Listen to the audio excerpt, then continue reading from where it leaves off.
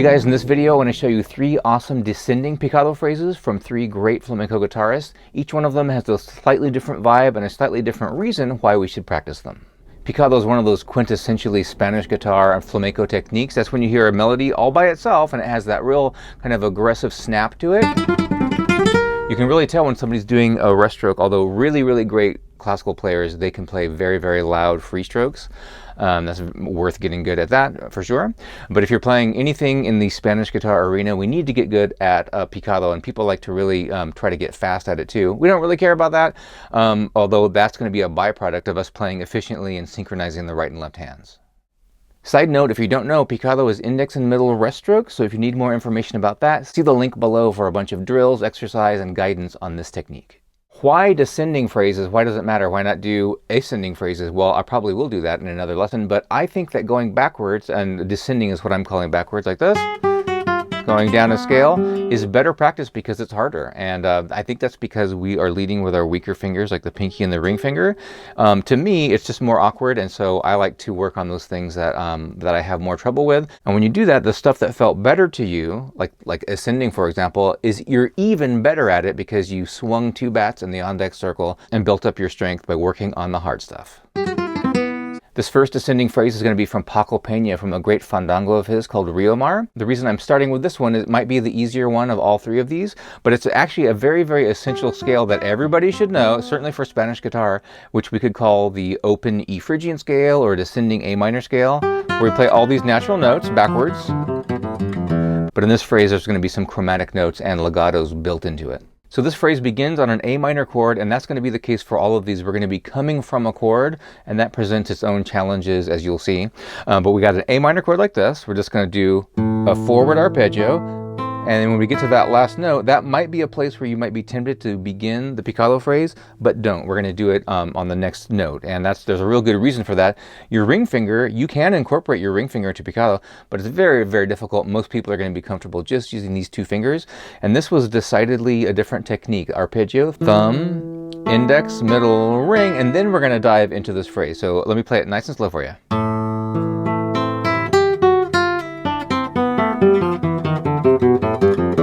And if you'd like to add going into another chord would be E7. So it begins on A minor and it's going to end on E7 into a Fandangos rhythm. Don't worry about that. This is just for the purpose of working on our picado. I'm going to play a little bit faster. Watch this. There's something that happens here that we need to work on. So if you notice there, I'm playing the A minor chord, and this is why the chords present a problem sometimes. I'm going like this, and the notes are ringing out, but then as I start this phrase, I really don't want to hear them anymore. Not a big deal. Most people wouldn't notice. But a classical player probably would take the thumb and kind of mute all of these strings so that you can begin this phrase. You know, flamenco players tend to just go for it and just play as loud as you can no matter what. That feels better, but I think it would be worth working on this, and it's something that I need to get better at. I'm going like this. Okay, I muted all the strings there. Okay, what is this phrase? It's that descending E Phrygian phrase, like I said, but there's some chromatic notes in here. So we really begin to do the picado here on this note. So we have G, F sharp or G flat, F natural, and then pull that off open. So we're going.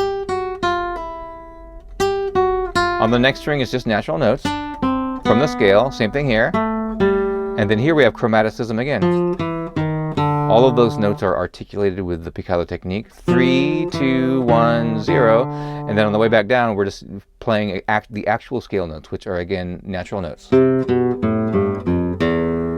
So if we just broke it down to where we actually begin picado, we're starting with our middle finger, but usually we start with our index finger, I would say most of the time, because it's just a stronger finger, more dominant.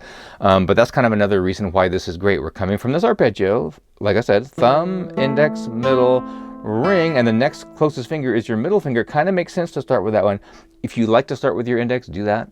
I'm of the mind that we should do it as many different ways as we can. Any picado phrase that you're working on, start with your index, play it a million times, then start with your middle finger, and you really start to work out why in each particular case you might need to use one finger over the other depending on what's happening. Hey, if you want to get more into the Picado technique, check out my The Picado Technique little mini course where I have a bunch of the material from my YouTube videos on the Picado technique, guitar tabs, play along videos for every single exercise, and I'm always adding new stuff to it, like what you're seeing now will also be in this product. Check it out below. Before we go to the next one, let me mention that a great way to practice these Picado techniques, especially if you're trying to get fast, is to do them in little snippets like this. We might just take what's on this string, right? Just do that much. Don't go too fast, but make sure it's clean and loud. Then the next string, or just add one note, but I'm going to do 2 strings now. So that way we can really make it more digestible, you know. If you play the entire thing, you can make mistakes here and there that you might not be noticing because you're just trying to get through it. That's why we just got to drill down, and it does take, you know, obviously a little bit of obsessive compulsive behavior to do that, but that's how we get good at stuff. The next descending Picado phrase comes from Juan Martín. He's really a great, over the decades, flamenco educator. He's got a lot of great books out there. El Arte de Flamenco is one that my teacher shared with me from the very beginning. Just really well notated stuff. His 2 books, Solos Flamencos, have some really nice pieces in there. Really fun to play and nice and short, because if you really get into flamenco actual pieces, like if you're going to learn a piece from Sobicas, for example, which is very hard, it's going to be 15 pages. And so that presents another challenge just of the time, right? But he's got some pieces in here that are pretty short. Some of them are only 1 page, but still great. And you can kind of extrapolate from them and build them up with your own material and combine them with other things. Really great stuff. But the song that this phrase is coming from is called Milonga, which is a rumba inside the red book, the Solos Flamencos Volume 2. And it has triplets descending in a chromatic, almost chromatic way. So we're going like this. It's different from the Paco Peña one, was in groups of 4 and 3/4 time. Now we're doing groups of 3 and 4/4 time. Triplet, triplet, triplet, like that. And he actually uses this phrase and milks this type of phrase a lot in those books. But let's see what's happening here. We have the chromatic scale descending, starting on G sharp. 4, 3, 2, 1, open. Do the same thing on this string. Now here, we're not going to go to 4 because that's the same as the B string, right? So now we do 3 fingers, 3rd fret, 2nd fret, 1st fret open. That's already great because you have a different number per string. So we have 5 notes on this string. And the fact that that's an odd number is weird enough, and so that's a good thing. And so I'm just naming all the things that make this challenging, which are good for us. And then 5 notes on this string, but on this string we have 4. On this one we're going to have 5 again. Right, so it's all truly, completely chromatic, meaning half step by half step and no skipping. Now when we get to here, we're going to finish off the song is in the key of E minor. So he doesn't continue the chromatic scale because he would run out of time. We only have so much time left, and that's a lot of these phrases. You can tell how they just put a little chromatic thing in there because they have a target to meet at a certain time. You know, they have 2 beats left. And at the end, we're going to do, in this case, just the E minor scale. C, B, A, G, F sharp, E. And that's the conclusion of it. So that's very characteristic of a lot of these flamenco picado phrases. It's like they're using the scale. They see that the scale's there. Also true in the Paco Peña case. And the chromaticism is only there to fill it out so that it's correct, so that they land when they want to land at the right time, usually on a downbeat. So these are triplets, and I'm starting with my index finger going triplet, triplet, triplet, triplet, triplet, triplet, triplet, triplet. 1 would be the first beat of the next measure. And then you can strum to finish it out an E minor chord. Really shoot for accenting the first note in the triplet, so we hear da da da da da da da da da. That's where the beats are.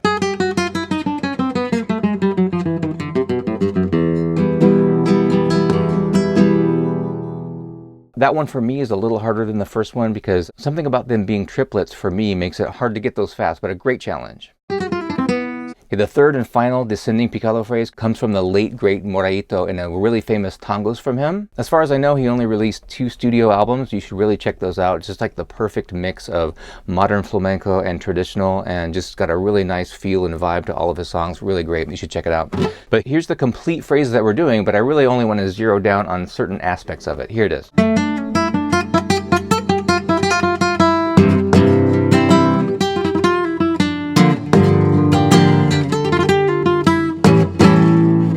Now this phrase, of course, involves bar chords. You can see, obviously, it's harder than the other ones. It starts here with some staccato style playing. He's really cutting those off. And by the way, he's got a capo on the 4th fret. That'll make it easier for you. I like to not use the capo for these lessons because a lot of people don't have them or whatever. But if you put it on the 2nd fret even, certainly the 4th fret, it's going to make it easier for sure. But after we come out of this is not really the part that I care about. Right, goes to that C over G chord, but here's the part that is such a great exercise, and you could really take this idea and run with it in other keys and make your own little phrase or build your own song out of this, which I'm probably going to do at some point because I like it so much.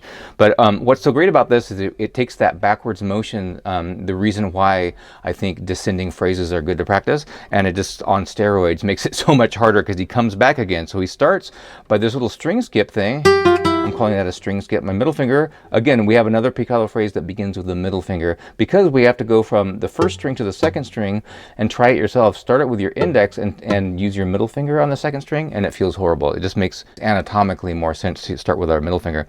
So we're in the key of D minor or A Phrygian, so these are just notes from the scale. I've got a bar on the 3rd fret here. I'm playing the 1st string, my pinky plays the 6th fret here, and then we come down to E, the 5th fret, and then the note in the bar, which is D. So we go like this.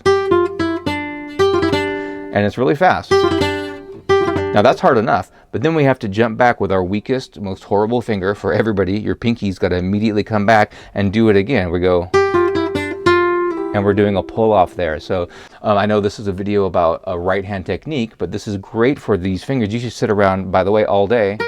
This is where our obsessive compulsive behavior really starts to benefit us, right? This little thing, pulling off your pinky to your ring finger, so hard, so weird, and for that reason we should be doing it all the time, and it's built into this phrase. And then he plays this G minor chord over, and then make it a G sharp. That's just a chromatic buildup to get to A, which is the next chord coming up in a second. But we should just sit around and do this forever. Once we're there, we're out of the woods and just play the chord. Move it around.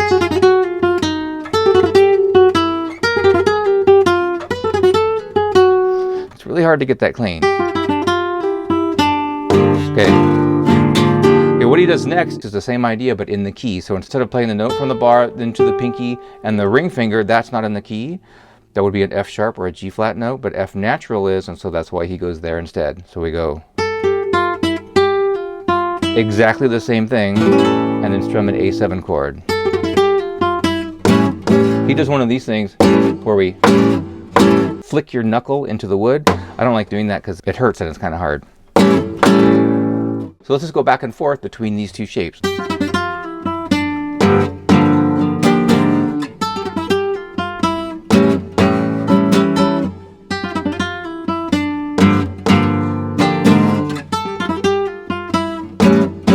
As you move the bar up, you might lightly just let go just a little bit of the pressure so that we don't have those notes ringing out. And that's another reason why this is a challenge. It's hard enough to play the picado technique, but mixing it with chords, which is the funnest way to do it. You know, nobody wants to hear a song that's just picado all the way through. So going between techniques from chords, whether it's arpeggios or strumming, into this technique, really challenging, not just because we're switching techniques, but we're trying to not let the chord ring out and overpower the picado phrase.